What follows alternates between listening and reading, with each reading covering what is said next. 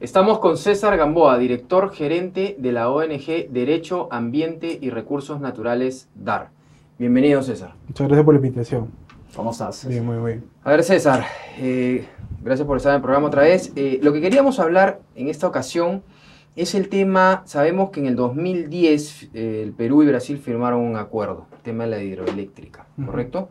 Ahora, lo que dice DAR es, si vamos a hacer las cosas, hagámoslas con estudios que estén bien hechos.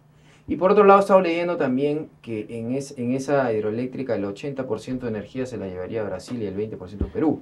Mira, el acuerdo energético que se descubrió entre el Estado peruano y Brasil en el 2010 no señala porcentajes, ¿no? Señala que el Brasil nos ayudaría para construir centrales hidroeléctricas y líneas de transmisión, y lo que nosotros determinemos como energía que vamos a usar de estas centrales hidroeléctricas, un porcentaje, el excedente, iría para Brasil, ¿no? Entonces el acuerdo no señala ni el 80 ni el 20%. En las negociaciones previas se llegaron a señalar esos porcentajes, entre 80 y 20%. El tema es que nosotros tenemos que tener capacidad para poder planificar y determinar cuál va a ser la demanda futura de energía, ¿no? Si estamos creciendo al 6% del PBI nacional, bueno, nosotros vamos a necesitar muchísima energía. Entonces, es muy probable que en los próximos 10 años doblemos la necesidad de energía actual. O sea, nosotros actualmente consumimos 5.000 megawatts anuales. Entonces, al 2020 debemos estar entre los 9.000 y 10.000. Por eso, la idea sería que sea el excedente. El excedente de lo que necesita el mercado nacional. Así, tanto regulado y libre, ¿no? O sea, claro, nosotros tenemos que proteger, en primer lugar, nuestro consumo interno. Así es. Y eso pasa por tener la capacidad para medir esa demanda nacional futura, ¿no? Entre proyectos mineros y otro tipo de actividades económicas, así como incorporar a los ciudadanos que no gozan actualmente de energía eléctrica, ¿no? Así es. Que son alrededor de 4 millones de peruanos, ¿no? Lo ha dicho recientemente el presidente Humala en sus declaraciones. El gas del lote 88 primero se destinará para consumo interno, para consumo doméstico, para consumo industrial, y luego pues veremos qué hacemos. Primero hay que protegernos para, como tú bien dices, seguir creciendo a esas tasas promedio de 6, 7 y ojalá que sean mucho más porcentualmente. Así es, y además para reducirlo también, o sea, es evidente que necesitamos energía para reducir nuestra dependencia de importación del petróleo, ¿no? Necesitamos ampliar nuestro menú de opciones con respecto a energías, no solamente la energía proveniente de la hidráulica, sino también energías renovables que aún ahora son costosas, pero tenemos que avisorar eso en función de una planificación energética que nos permita tener ese menú de opciones, saber cuántas reservas tenemos y cuál es nuestra demanda nacional a futuro, en los próximos 20, 30, 40, 50 años. Brasil, por ejemplo, en este acuerdo, en las negociaciones con el anterior gobierno, estableció que este acuerdo tendría vigencia de 50 años, ¿no? O sea, es una visión de país en los próximos 50 años. Nosotros no vamos a poder desconocer este acuerdo cuando entre en vigencia en los primeros 15 años. Justo por ahí va mi pregunta. Entonces, ¿qué es lo que estamos recomendando al Congreso que haga? ¿Qué es lo que DAR recomienda al Congreso que haga? Porque acá el Congreso va a tener que tomar una decisión, pero tenemos que tener muy en cuenta lo que tú estás diciendo, ¿no? O sea, primero hacer bien los estudios, ¿no es cierto? En casos, por ejemplo, como Conga, que se ha hecho un estudio de impacto ambiental que estoy seguro se va a ratificar seguramente porque está muy bien hecho. Hacer buenos estudios y, como tú dices, ver cuánto, de aquí a futuro, cuánto va a necesitar el Perú y el excedente se venderá afuera. Sí, antes de obligarnos a un acuerdo internacional que después nos va, evidentemente, obligar con otro país a establecer excedentes hacia futuro de cuánta energía le vamos a ceder a Brasil, necesitamos tener esos estudios que estamos señalando. ¿Pero qué le recomiendas tú al gobierno? Perdón, al Congreso. Bueno, en cuestiones concretas, no ratificar el acuerdo hasta que no existan estos estudios que nos permitan señalar cuánta energía vamos a necesitar en los próximos 30, 40 o 50 años, ¿no? Así de claro. Y no solamente eso, ¿no? Porque también debemos medir cuál va a ser el impacto en el tiempo. Estos proyectos, de los cuales 5 se realizarían, digamos, en Cusco, en Madre de Dios, en Inambari, la hidroeléctrica de Inambari, en Junín, ¿qué significarían para las poblaciones nativas, para los pueblos nativos? ¿Que tendría que haber una ley de consulta previa en ese sentido? Otra situación, otro impacto, como tú estás señalando, de este acuerdo y de la promoción de las hidroeléctricas en Amazonía, en bosques tropicales, tiene que ver con los temas ambientales y sociales, ¿no? Y en ese sentido, los estudios de impacto ambiental, los instrumentos de gestión ambiental tienen que adecuarse a esa nueva realidad, pues porque no tenemos, a diferencia de Brasil, nosotros no tenemos ninguna experiencia de desarrollar este tipo de proyectos en Amazonía, ¿no? Ahora hay un proyecto que se está desarrollando que es el de Chaquia, que hay que ponerle ojos para ver cómo es. para tener lecciones aprendidas y poder aplicar y replicarlo en otras áreas. Y en ese sentido, los impactos son, en el tema social puede ser de desplazamiento, porque por ejemplo en el caso de Inambari, estamos hablando de un área que se embalsaría de 40.000 hectáreas, un proyecto de inversión de más de 4.000 millones de dólares que generaría 2.000 megawatts anuales en su etapa ya de desarrollo, ¿no? de actividad, pero también generaría una serie de impactos ambientales y sociales que la empresa va a tener que asumirla, ¿no? Ahora, ¿qué es lo que va a aprobar el Congreso? ¿Va a aprobar o desaprobar?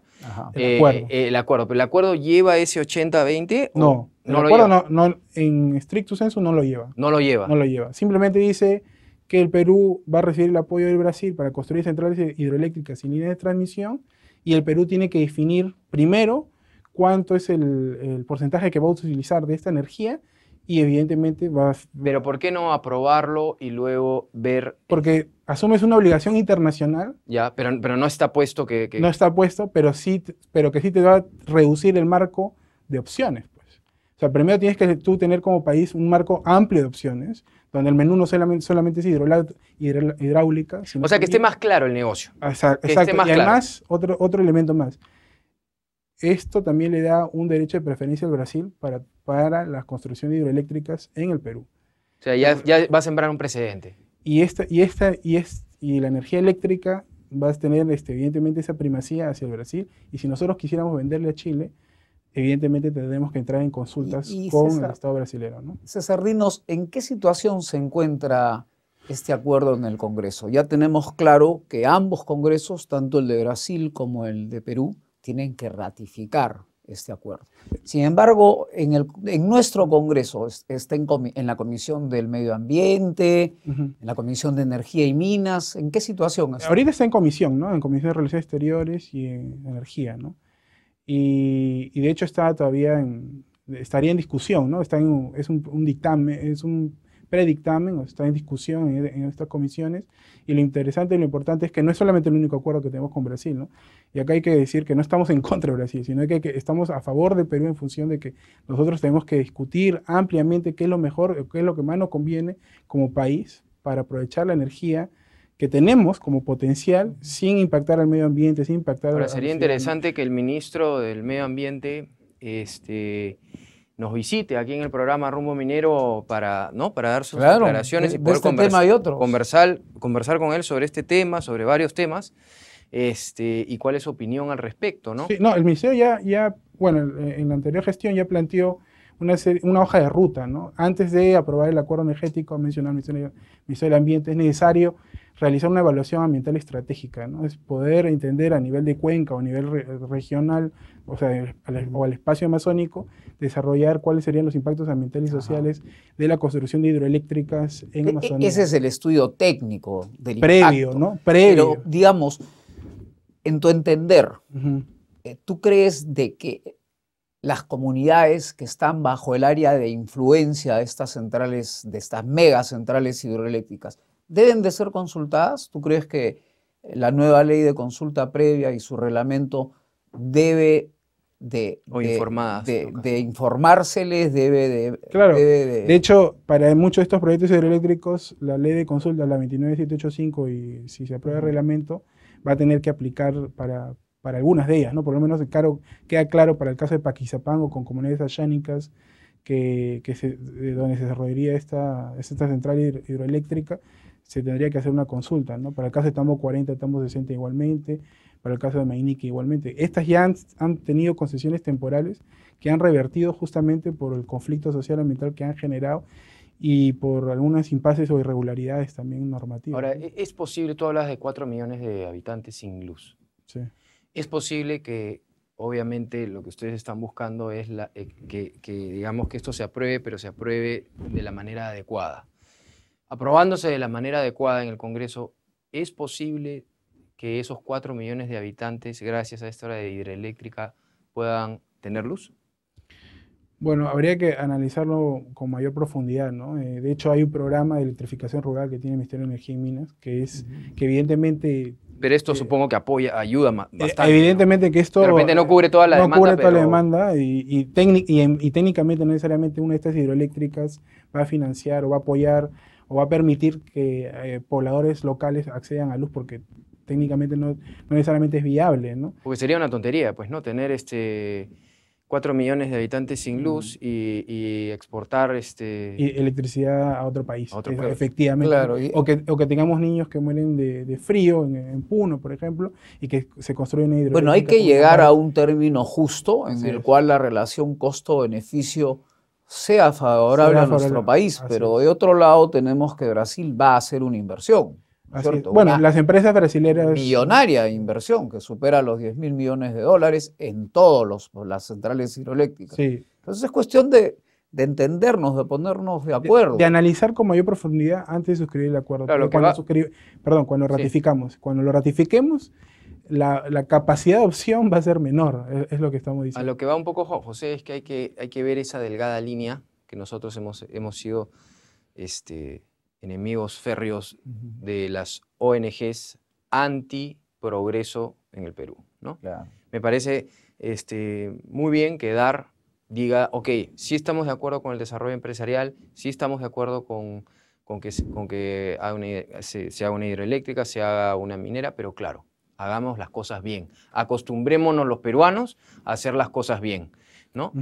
Y de hecho, el para qué, ¿no? Por ejemplo, para atender a estas 4 millones de personas que no tienen acceso a energía eléctrica. Sobre todo, para el desarrollo, para el bien común, ¿no? De todos los peruanos. Y sobre todo sin avasallar o pasar por encima de los derechos de las personas. En Bolivia hace poco se paró la construcción casualmente de Brasil de una carretera porque afectaba el Parque Nacional de Tignis. Entonces, no sigamos pues esos ejemplos y hagamos las cosas bien, sin prepotencia, simplemente con consensos. Muchas gracias, César, por estar con nosotros y te esperamos en otra oportunidad. No, gracias a ustedes. Estuvo con nosotros César Gamboa, director gerente de la ONG DAR. Pausa y regresamos.